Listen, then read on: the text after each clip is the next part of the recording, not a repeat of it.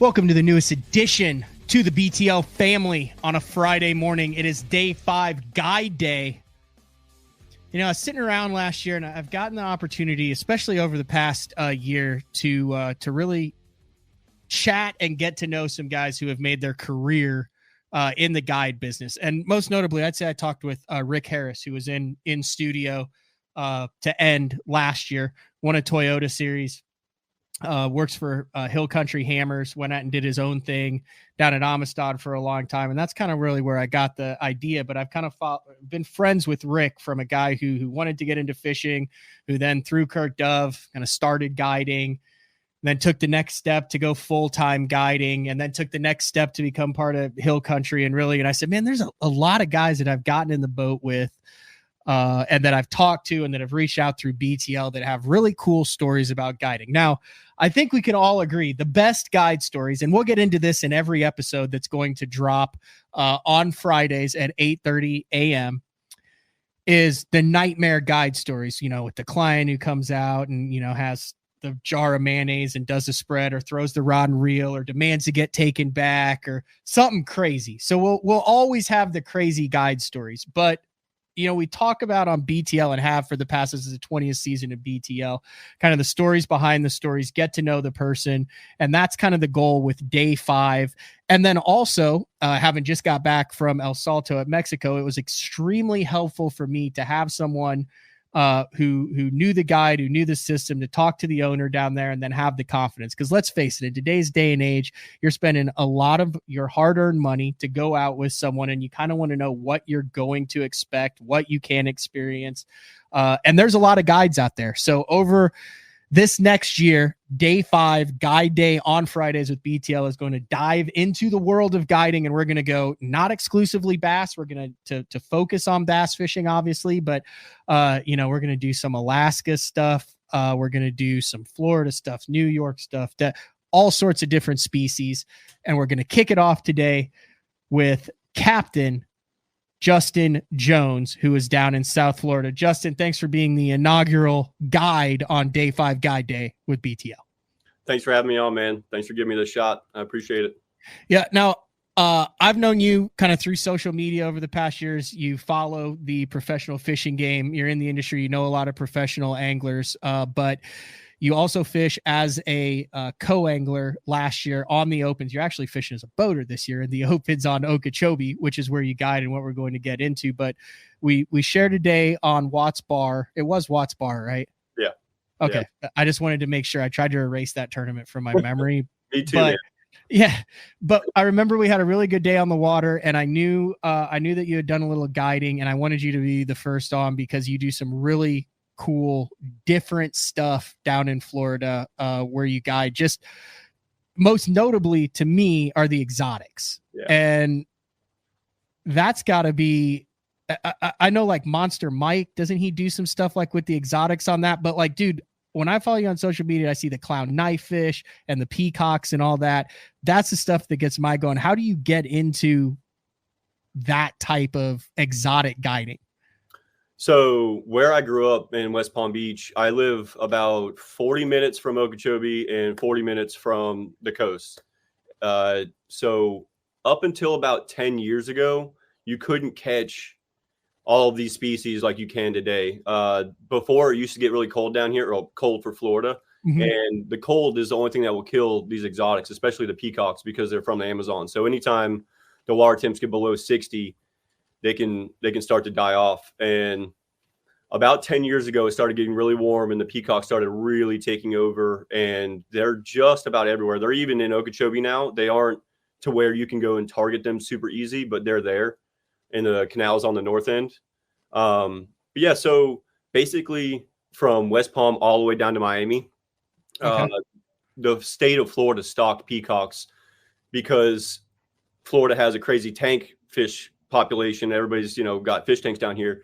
People release the Mayan cichlid, and those are like bluegill on steroids. They got teeth. They're the Amazon version of a bluegill, and that's the peacock's natural forage down there. So the state thought that if they stocked the peacocks, it would keep the Mayans in control. But really, it just all kind of went out of hand, and now you catch mostly exotics in those areas where they are. Largemouth are still there, but it's hard to catch bigger ones. Like anything over 5 pounds in those areas is pretty impressive for a largemouth these days. Really? So I'm gonna pull up a map of Florida here. So there's Okeechobee. Yeah, I'm on the east side. So basically from West Palm, West Palm, Lake Worth, Delray Beach area, that's really where I guide for the exotics. That's where you have snakehead, clown knife, and peacocks. The clown knife haven't made it super far south down to where like Monster Mike's doing his stuff. Okay, so you're talking about this kind of neck of the woods right in here where I'm circling, and a little more to the coast side. Yeah, where basically you're on 95. Like 95 goes along the lakes that I fish. Okay, so I mean I've been to Port St. Lucie before. I've been to Fort Pierce before, Vero Beach, Jupiter. That's where Tiger Woods lives, I think. I actually used to be sponsored by a skateboard company or a shop in Jupiter. Yeah, I spent a lot of time in Jupiter. So this is your neck of the woods where you... Yeah, this is where I lived. That is basically where I grew up. Okay. So how did you get into the guiding game then? Talk about growing up. I know I mentioned it to Miles Berghoff on BTL earlier this week, and he's like, "Oh yeah, like I mean his dad is big time down there and has gotten into it." And I know Justin well, which I had no clue. You didn't mention that or anything when we were practicing together, but just kind of talk a little bit about your history with kind of this portion of Florida. Yeah, so my dad started guiding on Okeechobee out of Lakeport on the north end of Honey Pond area in the late 80s. And wow. Yeah, he started tournament fishing. I was born in 90, so by the time I was born, my dad was pretty seriously interested in like tournament fishing and just bass fishing in general. He had been guiding for a few years, and he bought a Storm bass boat and started fishing tournaments. And it was just, that's all I've ever done. I mean, my earliest memories are him coming home from tournaments and me being out on the water with him. I still remember my first topwater fish, all that stuff. But so fast forward, I started fishing tournaments with him when I was 10. I cashed my first check when I was 11. I was like you. I did the casting kids thing. I got me a little medal. What? Yeah. 2001, the Bass Open that's super famous for Okeechobee being like at its lowest. It was at like 9 foot. Greg McLean won it. I won the casting kids event there, got to talk to Fishburne, all that stuff, went to the state championship, all that jazz. So you grew up in it? Yeah. Did you know you always wanted to guide? I didn't know I wanted to guide, but I wanted to be a professional fisherman for sure. Guiding is not easy to make a living. Like there's so many people doing it now that you really got to stick out or be good on social media, which I hate social media. So I'm not very, Instagram is about all that I do.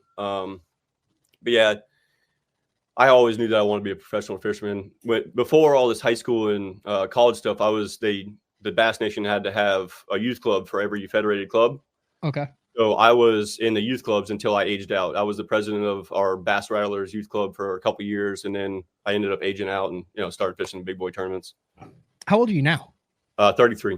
Okay, so when did you first start? Did you start on Okeechobee? Like, was that kind of your first guiding experience? Yeah, it's actually kind of crazy how I really got into it. So in 2013, somewhere around that time frame, one of the guides out here who's really well known, actually John Cruz, when he was a kid, used to come and hire this guide with his dad and fish with him.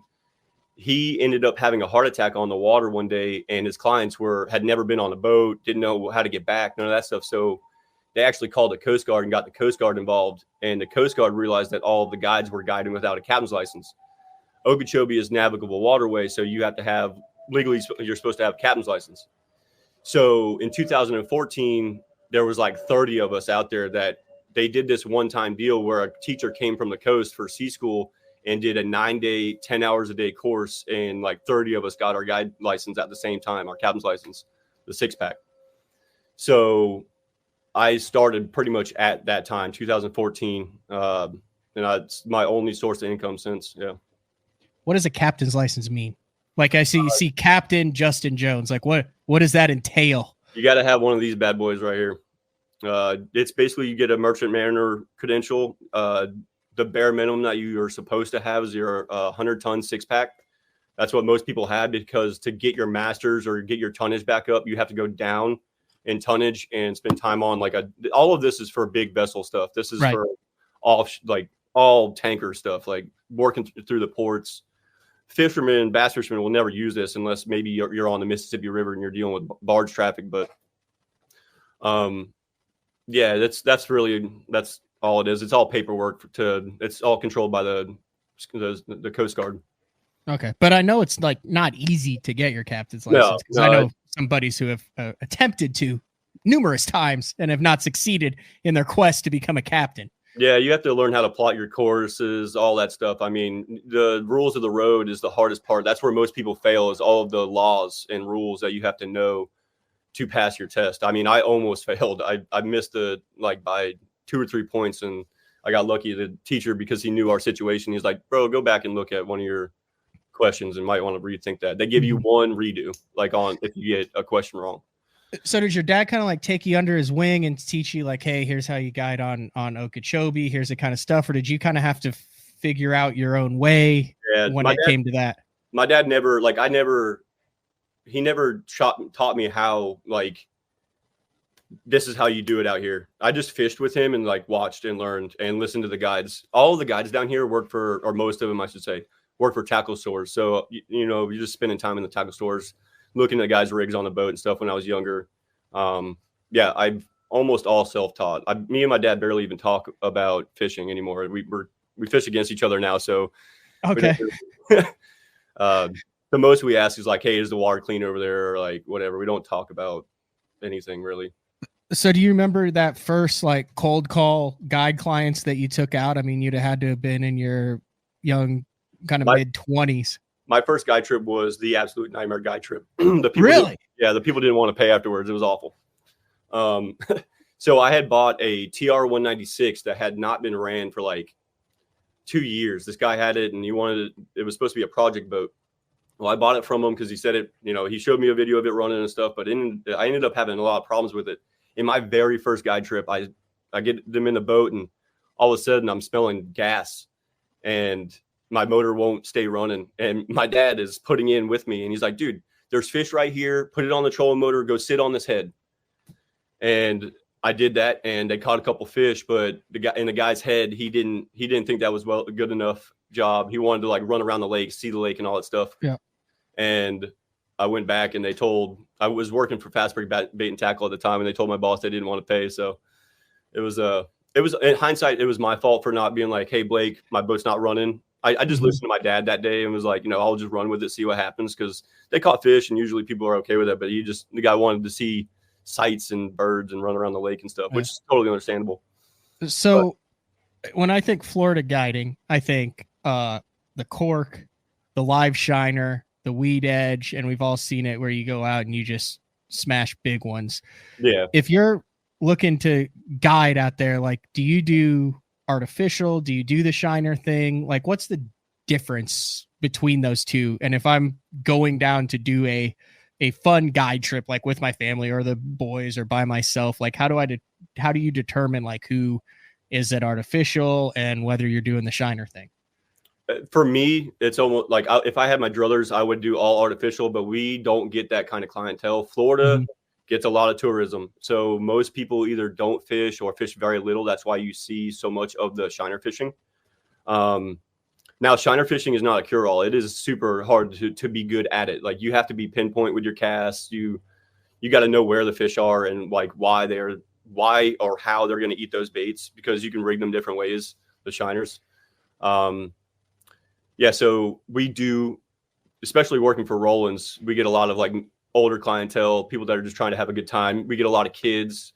So we do a lot of shiner fishing for them. I almost always call my clients and say, hey, are you right hand retrieve, left hand? Can you use a bait caster, spinning rod, that kind of stuff? Like, do you want to do live bait more or artificial more?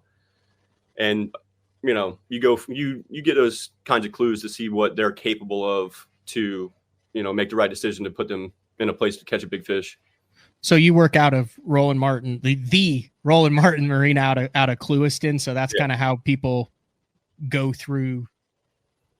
I mean, you get a lot of people that book through Roland Martins and then they end up going out with you. Yeah. Yeah. It's either me getting clientele through word of mouth or, Instagram and stuff like that. And I book the trips with Rollins, or Rollins has right now, there's like four or five of us that are here full time year round. And then we have some seasonal guys that come down when our busy season's happening. But yeah, we're on what's called rotation or whatever. And they just give out trips as they come in. Okay. So I probably won't have a Florida guide on for the next couple months. So I want to dive into this Shiner thing, because I've heard guys who are like, it's not that great. I've also heard guys who say, dude, Shiner fishing, like I went there expecting to not enjoy it, and it was one of the most fun trips I've ever had in my life. What do you expect for Shiner trips? Like, is it cool for tournament guys, for hardcore bat? Like, I've never Shiner fished, but it's still kind of intrigues me, but then at the same time I'm like, I don't want any part of that. Does that make sense? I'm the type of person, I used to feel a certain type of way until I started guiding, and I realized how hard it is to actually be good every single day with live bait, because they're fish. They don't eat 24/7. I'll be sitting there and, guys around me will catch them all artificial because you're making them bite. But I say this, I want to catch everything that bites. I don't care how I got to catch it. In tournament situations, obviously it's all artificial, but if you're just fishing, it's, as a guide, it's my responsibility to know how and want to do all of it to catch the best fish possible. And live bait is, it's not guaranteed, but it's almost guaranteed that you're going to catch either a better quality fish or way more fish than you would ever do on artificial. I don't care at all what people think about fishing live bait anymore, because it is not easy. And I know that. What's like an average, like a solid average day of Shiner fishing on Okeechobee? Like, what are we looking at numbers and size wise on an average day? A good average day is anywhere on live bait, depending on if we do 4, 6, or 8 hour trips. So we do a lot of 4 and 6 hour trips more. 4 to 6 hours, you're catching anywhere from 20 to 50 fish on a decent good day. Oh, jeez. So you're like hooked up. Yeah, I do everything I can. I hunt for them. Like I'm not just sitting there. If they aren't biting, there's somewhere else that they're biting.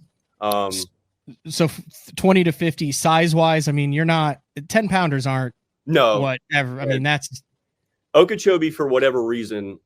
I honestly believe that a lot of those really, really big fish are out in the open lake, that they're chasing gizzard shad, because there's snook and tarpon out there too. They live their whole lives out there, and those real true giants are out there in the middle of the lake, and we hardly ever even see when they come in. Okeechobee has an average of 7 to 9 pound fish. Like that's your average big ones. You see, especially this year on Okeechobee, I'm seeing a lot of 7 to 9 pound fish in the areas that they're spawning. And that's usually the case. There are some 10s, and there's a lot of like 914s, 915s. It's those 10 pounders are kind of rare on Okeechobee because of how things are set up right now. Is it a time of the year deal as far as groups of people? I remember having, been down at Toho and been at primarily Toho, but you see the guides, and sometimes, you'll be fishing along and there'll be a guide that's set up Shiner fishing and there's no one within 10 miles of them. Other times you go into an area and there's 5 guides and everyone's Shiner fishing. I know if I'm booking a trip, sometimes I'm all about, I want to catch the fish. Sometimes I want to experience it, feel like I'm out in the swamp, see the alligators, feel like no one else is around.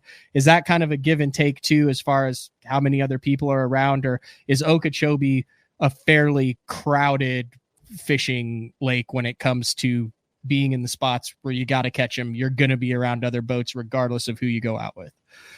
Yeah. From all of my life, Okeechobee has been a place where people get crowded up. Back in the day when we had the hay fields, it was just like a parking lot out there. It was bigger, so you could kind of stay away, but still you would see 20, 30 boats for as far as you could see in every direction all day. It's like, it's always been like that. There are very rare times that, you get on a stretch where it's like 2, 3 boats, and that's the winning place. Okeechobee is so big that there are those spots out there, but to find them, and, one thing that people do is they drive by, and if you're there, they're like, he's there. Might as well try and stop and try too. That happens every day, all day down here for sure. And then time of the year, talk about the 4 different seasons. If you're going to go down and go out on Okeechobee, specifically on a guide trip, you know, you got some people that go on vacation that can pick it, other people that are down for work. Like, what are the different things that lake offers based on the seasons? So it's just like most places. The springtime is going to be the best because you're going to have, Florida is unique. Our fish are already spawning. They started spawning late October, early November, and they will spawn all the way until June sometimes. So you have a very vast time frame to get on the quote unquote spawn bite. But really what happens after February is the shad start spawning. So you have the gizzard shad and the threadfin out on the outside edges. So all of your fish that have already spawned, they start moving out into the outside reeds and Kissimmee grass. So you can do all kinds of crazy stuff from March to June. Literally any type of fishing that you want to do and catch lots of them because you have that shad spawn happening in the morning. And then around around March, April, May, the bluegill start spawning. And that's when you see those really big frog bags, like, 36, 37, 38 pound bags on the frogs when those bluegills start to move in. So, it's like most places. The spring is the best. Summertime can be really good, but you got to be able to handle the heat. We're still catching, even in July and June, late summer, we're catching 30 plus pound bags, flipping jigs, throwing a frog, swimming jigs, stuff like that. So if I wanted to like book with you in March or April, can I do like a frog trip? Like, are you up to be like, hey, like, listen, I don't care numbers wise. Let's just throw a frog and hope we hit it right. Like, are those the type of trips that you really like the best? Yeah, without a doubt. Fishing a frog, I mean, topwater is my thing. I would say is my strongest. Really? Any type of topwater. If you look at the frog has been the most dominant bait for Okeechobee for the last decade. There's two kids down here that are, there's more than two, but the two kids that I know the best are Kale and Brad. They've absolutely destroyed almost everyone down here. Them, Chris Sherlin, all those guys. The frog has been the absolute deal down here. They've won that Bass Pro Shops tournament down here on it. It's easily the most dominant technique down here. Frog fishing here is phenomenal. So you could do like just a 3-day topwater trip. Yeah, all day long. Between a frog and a spook, no question. Really? Is the devil's horse still a big thing down there? Yeah, it is. It's funny. My tournament partner and me, we actually have caught a lot of fish on the Bangalore. That one's, they're hard to find now. The good ones. Prop bait. Yeah, dude. Those build Bangalores with the prop bait on the back is the deal. I still throw a devil's horse, but it's kind of hard they're not the same anymore. They don't float the same. You got to do things to them to get them to sound and work. You got Terry Scroggins them up. Yeah, you really do. Yeah, especially them. My favorite one out of the pack, to be honest, would be the Boy Howdy, the Cotton Cordell Boy Howdy. You put some hooks on that thing and just go to town. All right. Anything else on Okeechobee that I'm missing, or as far as largemouth bass, are you an Okeechobee exclusive guy? No, I'll go to Headwater. Oh, really? Yeah, I'll go anywhere, but that's just where Rollins really wants us to do all the trips out of there as much as we can. Okay. So how do you determine? This is the other thing that's always got me on Florida. How do you determine where you want to go on a guide trip? Like, let's say I've got 2 days. Like, how do I know? Do I want to go out on Okeechobee? Do I want to do a Headwaters? There's a number of different fisheries in that area. Yeah, it's kind of what you want to experience. Like, there is nowhere else like Okeechobee as far as its vastness and like how big it is, how much is out there. Most of the other lakes are pretty small and they all look fairly similar. It's grass, pads, reeds. Now, as far as fishing, like if you want to do a certain technique, like say, hey, I want to go throw big baits. Headwaters is really good right now. It's got a lot of hydrilla. The water's clean, so this fish can really see that bait. That's a big problem with a lot of Florida lakes. The water is dark. So, you can catch them on certain techniques in that dark water that, you can't catch them on, other places like the hydrilla lakes, Kissimmee, Headwaters, Toho, all those places. You can do a lot of offshore grass fishing where Okeechobee just doesn't have that. So it's kind of, what you want to experience as far as like technique wise. If you are into artificial fishing, they do set up differently for different techniques. Yeah. And then in your opinion, if you're going to do a freshwater bass guy, what is the perfect length? Like, let's say you could do 1, 2, 3, 4 days. I mean, would you say a 2-day trip gets you to give you a chance at a big one and experience what you want to experience, and you can kind of mix it up? Yeah, it depends on how hardcore you are. I'm definitely going to say if you're just out here to just experience it, no more than 2 days. Like unless you are here to learn this, it's hard to fish here. Like this, it's work. Like yeah. you're casting and working a bait and staying hung up almost all day. Like it is work. You're not there. It's not like you can go throw a drop shot and catch easy. One easy. Like it's straight up work. No, I'm saying easy. Don't be bad mouthing that drop shot, no, Justin. No, I know. You do damage with it for sure. I've caught clowns on the drop shot. I figured out a way to do that for the clowns, but really, yeah. But 2 days, and then if you're in for work or business, is a 4-hour trip worth it? I've always wanted to know that too. I've always seen like a 4-hour trip, but I'm sitting there going, what can you really accomplish in 4 hours? But you seem to think you can catch a bunch of fish in 4 hours. Catch a bunch in 4 hours. Yeah. That is honestly what we do the most of is 4-hour trips.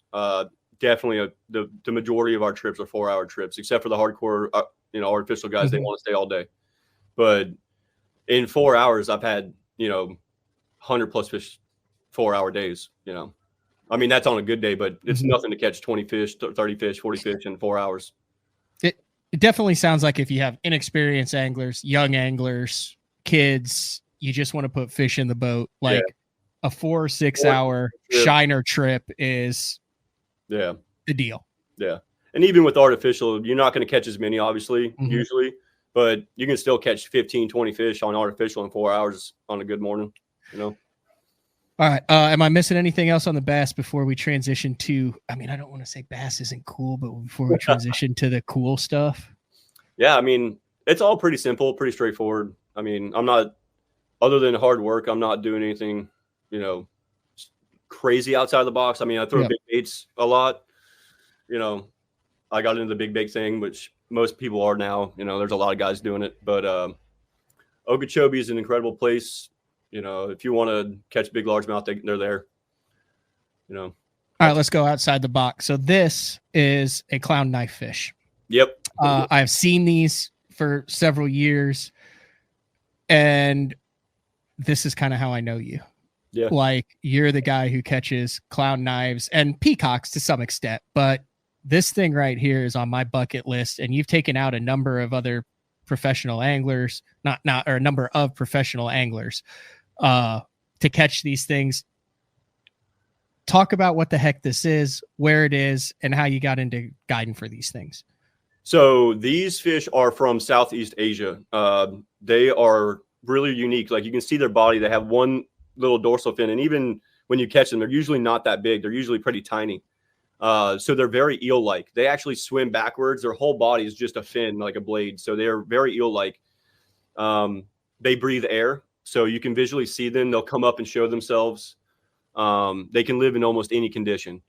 So that's why they are so popular, or they're not popular as far as like people really wanting to like catch them. They're exotic and invasive. So there are some people that like them, some people that don't. I don't care. I just want to catch whatever bites.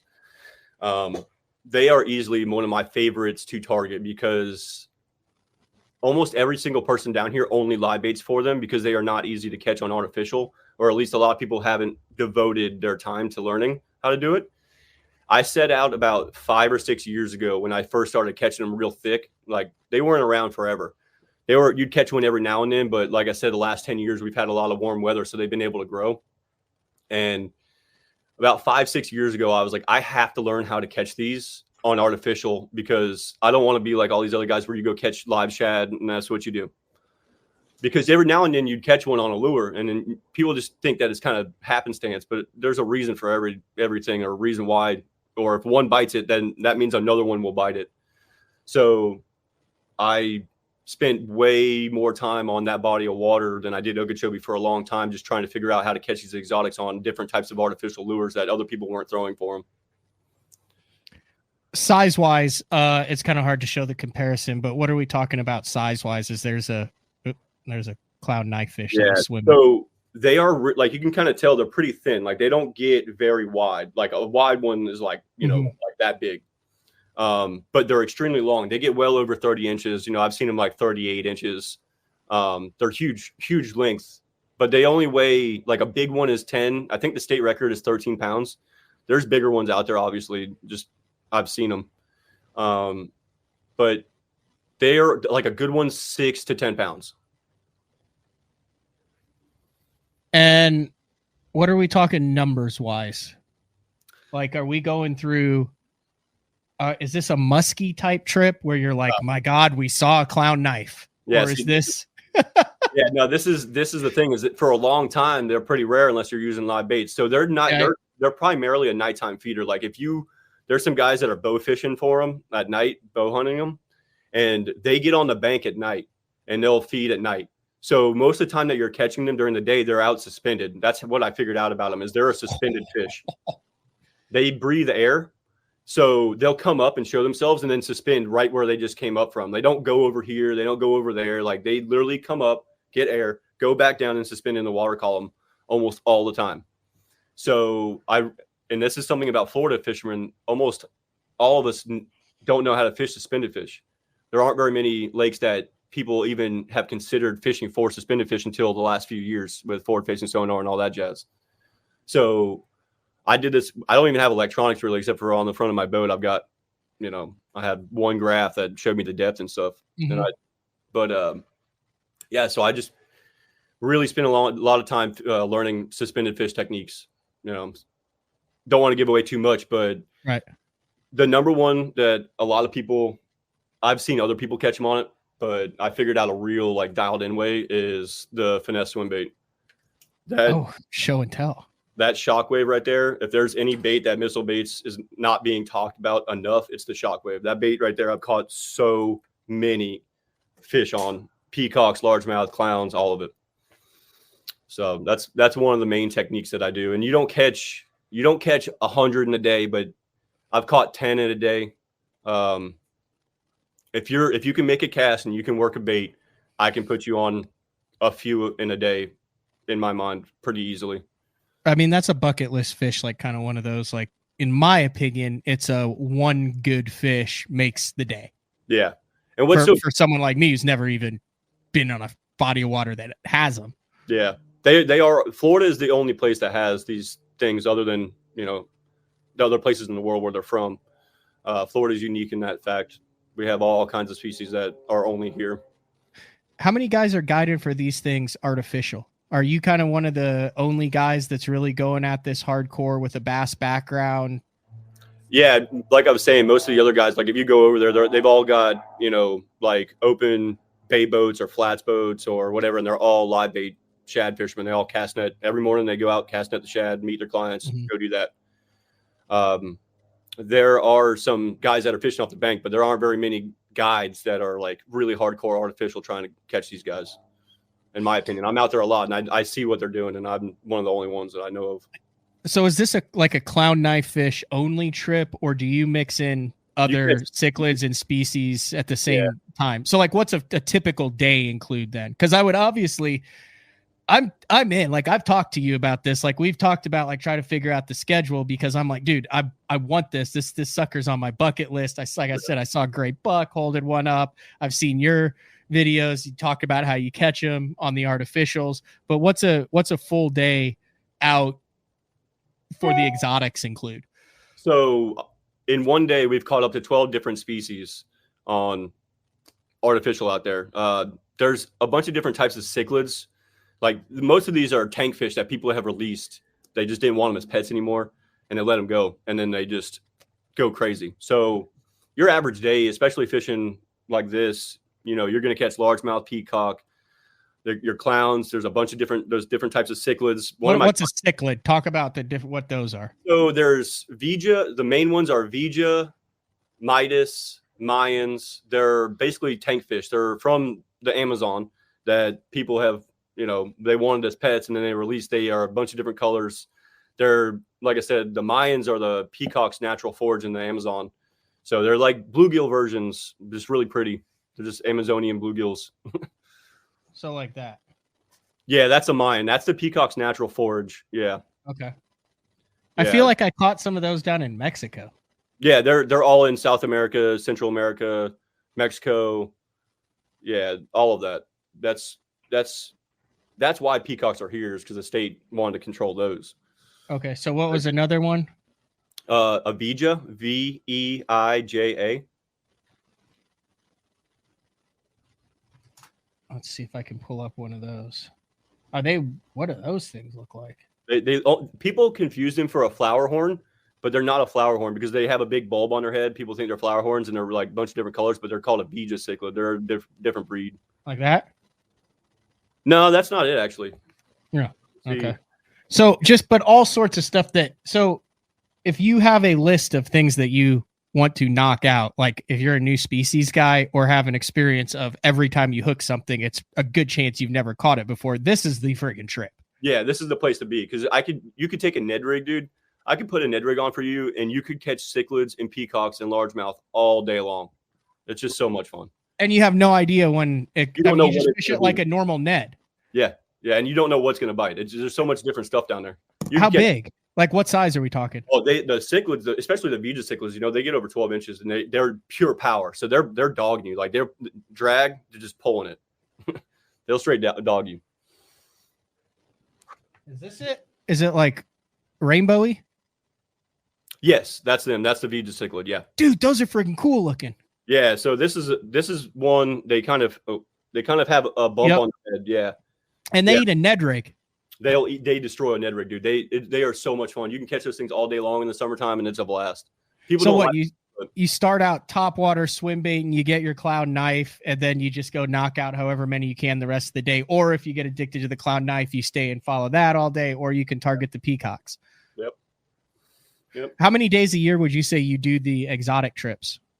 It's less now because I'm working for Rollins. So 2 years ago is when I went full times for Rollins. Mm-hmm.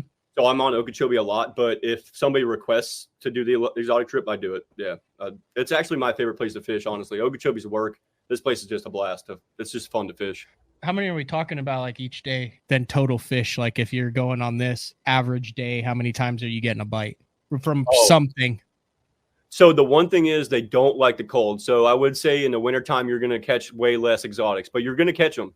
You still catch peacocks and clowns and stuff like that, but you're not going to catch the numbers. You want to be there.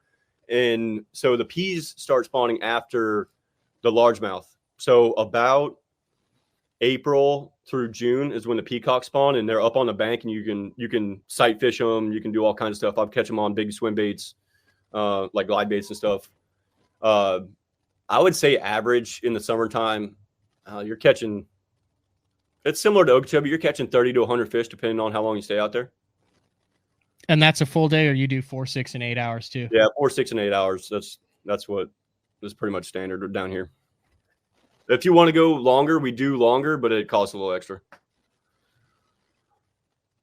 I'm all in on that. That sounds fun. I didn't realize that there were like a dozen other types of cichlids. I've caught 12 different species in one day down there. Yeah. Is this something that you would recommend? Can you get a really good experience in this in one full day? Oh yeah. Yeah. It's a one day deal. Like you don't want to book 5 days in a row of this. Probably you can. Yeah, you would love it. But I mean, I love it. It's good money. I mean, in all reality, like this is a bucket list trip that you're going to go spend some coin on and catch some really cool stuff that you're going to be able to take badass pictures of and have it in your back pocket the rest of your life. Yeah, sure. To get in contact with you to do this, I hesitate to ask prices because I don't know when people are watching this, and I know that changes. Just if you're cool, throw out some ballpark figures. Well, I can give you Rollins. I work for Rollins, so their prices are pretty standard. I mean, there are some guys doing a little cheaper, and there are some guys doing a little more expensive, but we're pretty average. We try not to undercut or be too crazy expensive. So 4, 6, or 8 hours is for 2 people. We supply everything except for live bait. It's $350, $450, or $550. A third person's an additional $100. Okay. Then, I try not to do more than 3 people plus me because I really want to try and take care of everybody. That sounds like a disaster. I wouldn't want to go on a guide trip with more than 3 people. That just doesn't sound fun to me. Yeah, I mean, I get it. Sometimes you're on a business trip. You got 4 guys. You want to pack them in. Yeah, and there are guides that if you want to do like 3 or like 4 or 5 people, we got some bay boats for you. But if you want a good experience, I really suggest 2 to 3 people max. Okay, and then the exotic stuff. It's the same. Yeah, it's the same prices. Dude, you should be booked like 90 billion days out on that because it looks freaking fantastic. The problem is, man, there's a lot of people down here doing it. And like I said, I'm unique in the fact that I come from a tournament fishing background. Almost everybody else that's doing it is just doing it for a paycheck. I'm obsessed. This is my life, and I want people to be able to catch them as good as I catch them. So I do everything I can to get you on them. Yeah, so it's almost like a bass fishing experience. Like, I mean, if you went down there, like you're going to be up there teaching, learning, fishing as well. Like, do you fish too for those things? Stand up front, or does it just kind of depend? It depends. So if I do try to fish a little bit just to figure out what they might want, because every day is different. That is something I've learned from guiding is you fish 7 days, not one single day you're going to be doing the same exact thing. Yeah. So I do fish a little bit. Some guys don't mind me fishing. Some guys do. Like, you just have to tell me, or I'll ask like, hey, do you mind me fishing? If you do, then I'll just, try and tell you what to do. But a lot of times I fish just to like help show where to cast, how to work the lure, all that jazz. All right. Give your socials out where people can get in contact with you if they want to jump in the boat and either chase some artificial cichlids and clown knife fish, or get on Okeechobee. What is it? The 5th largest man-made lake or something? Or the 5th largest natural lake? It's natural. Yeah. A lot of people That's completely encompassed in the United States. Yeah. Yeah. That's the one thing is, like, if you look at the Great Lakes, that some of them go into Canada. I think it's definitely in the top 3 or 4 of the ones that are only in the U.S. It's 700 square miles of water, 710,000 acres. All right. If people want to get out on that acreage, where can they find you? So I am pretty bad at social media. I'm going to get better at it. I'm going to start a TikTok and YouTube and all that jazz. But right now I'm on Instagram. It's Captain or CAPT Justin Jones. You can't really miss me on that. Give me a follow there. I'd really appreciate it. Like and share that stuff. I need as much help as I can growing that thing. But and then you can go to Roland's, their website. You can go there or call them, and you can request me through them. Okay. Are you excited? So is this your first open as a boater? Yeah. Coming up here on Okeechobee. Are you looking forward to that? I'm scared, man. I don't want to get my teeth kicked in. Okeechobee is so hard. Even though I've lived here all my life, there isn't a whole lot of home field advantage because these areas get so pressured. You could be 50 yards and that dude catches an 8-pounder. He's 50 yards away from you and you catch 12 pounds. It's just one of those deals. So I'm really looking forward to it. I'm really thankful that my first one as a boater is going to be on my home lake. I just hope I don't suck too bad. That's a vote of confidence right there. That's got to be tough though. Like, how often are you in a tournament out there and you're in an area where you know that you could just be axe murdering them with live bait? And does that happen a lot? Yeah, so that is one thing about the shiner fishermen on Okeechobee. Don't really pay attention to too much of that. Like, just know that there's fish in the area, because those fish that are eating those shiners hardly ever eat those live bait or the artificial. They're almost always live bait fish. A lot of times when we sit in those areas, those fish kind of get baited up and they'll stay in an area and they'll stay on like that wall and they'll only eat live bait or whatever. But just remember the fact that there's shiner boats around, that there's usually fish in that general area. Yeah. But they are fishing for fish that you are not fishing for. Do those shiner fish know what's up? Like, do they know they're going to get caught, take a picture of, and release, but it's worth it for the shiner? You can definitely tell. Like, once you start, like, on a good morning when they're biting, and you catch like 10, 15, 20 in a row, you definitely see them get a little weary. They'll start blowing them up and not eating them, or pulling them down and not getting it. They definitely ain't stupid. They know that their brothers are getting hooked and they don't want to get hooked. All right. Anything else you want to get in here before I let you go, Justin? No, dude, I just am super thankful for the opportunity. Thanks for letting me be the first one to do this. And I had a good time fishing with you and hope I can get you on a clown soon, man. Yeah, absolutely. Check the description in the YouTube video here for links on how you can get a hold of Justin, and then also on iTunes in the description. And I'm going to let you go. I greatly appreciate you being a part of the first Guide Day, Day 5. Peace out. Thanks. All right. That was Captain Justin Jones. Like I said, I'm trying to get a feel for the entire country and all the different guiding that goes on across it. Really unique experience with the clown knife fish, especially with what he's doing artificial wise. I've spent time in the boat with Justin, super chill guy, super easy, knows his stuff, very good bass fisherman. So I know we have a lot of hardcore bass anglers that listen to BTL. So if you're in that area, if you want a unique experience, I mean, I was shocked at how low that actually was. It is definitely on my bucket list. And I think that's all we got for the first day 5 show. Listen, I am open. If you've got a guide experience, a guide, a trip, something that you have been on, you are a guide. Now, there's obviously limited number of these, so I can't get everybody in, but I'm going to try. And then also, I want guys that, verified that either I've been out with or know or have firsthand.